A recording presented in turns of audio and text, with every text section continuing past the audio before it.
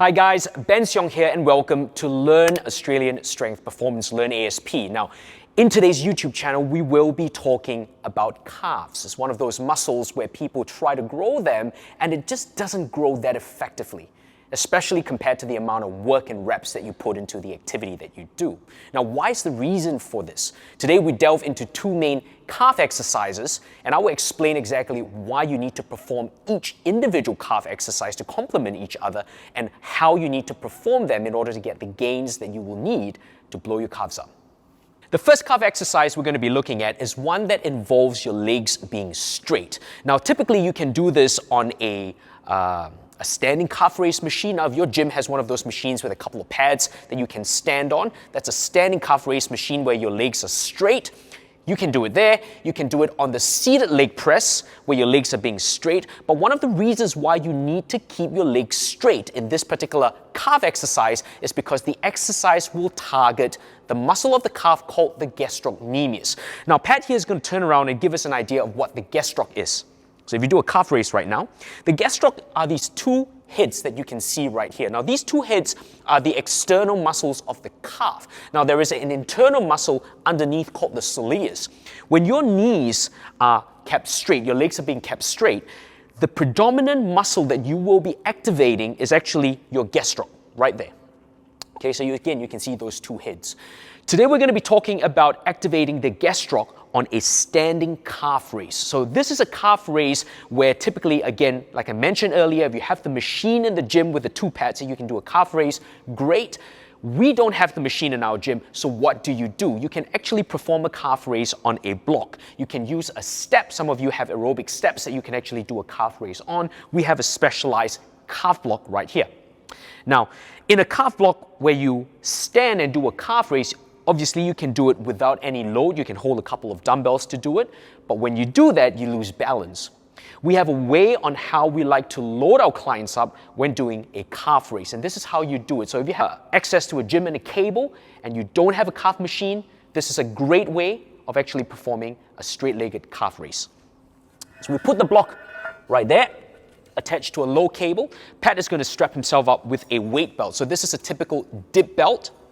So he basically locks the dip belt and he attaches it to the low cable. Now, the cable then forms the load for how he's going to perform his calf raise.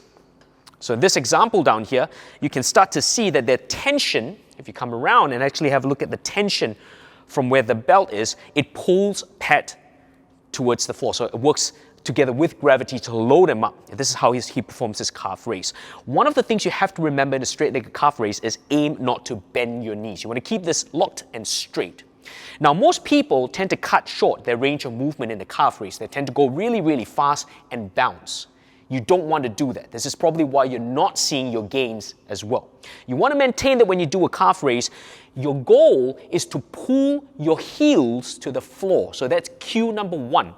Pull your heels towards the floor. Maintain that stretch. At the bottom position, don't bounce. You want to hold that stretch for a while, and then I get Pat to actually go on his calves, on his tippy toes. At the top position, most people cut short their range of movement. I want Pat to roll his feet outwards.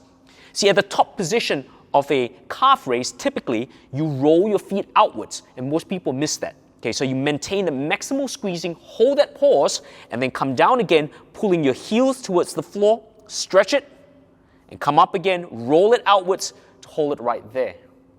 Okay, so this really creates a maximal burn, but also increases the range of movement for the calf itself. It's a great way to do a standing calf raise loaded from a low cable.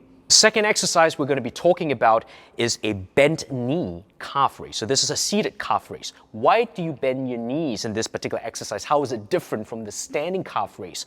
Well, once your knees are being bent, you actually activate the muscle of your calf called the soleus, and we spoke about that earlier. The soleus is the muscle that is underneath the two heads of the calf, the gastrocnemius. You will not be able to see your soleus, however, you will definitely feel it when you perform this particular exercise. Now, just to make this clear, when you are doing a straight-legged calf raise, does your soleus not get activated? No, it actually does get activated. However, the fibers that are activated are not to the extent of the gastroc. So that exercise is predominantly a gastrocnemius activity. A seated calf raise is predominantly a soleus activity. Will it activate the gastroc? Yes, it will. However, it is predominantly a soleus activity. Now, in this particular movement, the same cues apply. So I want to get Pat to position himself properly. One thing you need to make note of a seated calf raise is I like to make sure that there is enough meat on your quads under the pads. All right, this forms a good stable surface for the load to press down against it as you bring the load up and down. So he releases this. Same cues apply. Pull your heels towards the floor. Hold that stretch. Maintain that stretch is being held, so no bouncing. And as you bring it up, aim to roll your feet outwards. Okay, hold that squeeze for a while and then drop it down again. Now be very conscious about this, especially when you're doing the seated calf raise. And one of the reasons why is because the soleus is a slow twitch firing muscle, okay, unlike the gastrocnemius. So in saying so, in order to grow your calves effectively with the soleus, you have to make sure that your loads you are able to perform loads that allow you to do more reps over a longer period of time. If you are doing a straight-legged calf raise per se, it's very important to understand that your gastrocnemius is a fast twitch fiber. So when you're training your gastroc and you want to maximize gains of your gastrocnemius, choose loads that are heavier and go for more explosive movements. So these ones I like to go slow. So a typical tempo that I really like for this is as Pat comes down, get him to hold it for 2 to 3 seconds all the way to the bottom. Take his time to come up at the top position. Really slowly squeeze and hold that top position where it's rolled out for 2 to 3 seconds and then let it down nice and slow again. So all the movements here are nice and slow. Pull your heels to the floor, hold it there for a while, and then bring it up again. Really squeezing those muscles. So he's taking his time to do that. You will feel the burn here is intense, but this is probably the best way to grow your soleus muscles. Guys, thank you for watching today's video on calves. I really hope that the information that we spoke about with regards to both exercises gave you an idea of how to perform them effectively for yourself. Now, if you have any comments, make sure you put them in the comment section below. Have any questions on other exercises, make sure you do that as well so we can get back to you and film more amazing videos that you would probably take a lot of information away from. We'll see you in our next YouTube video. Stay tuned.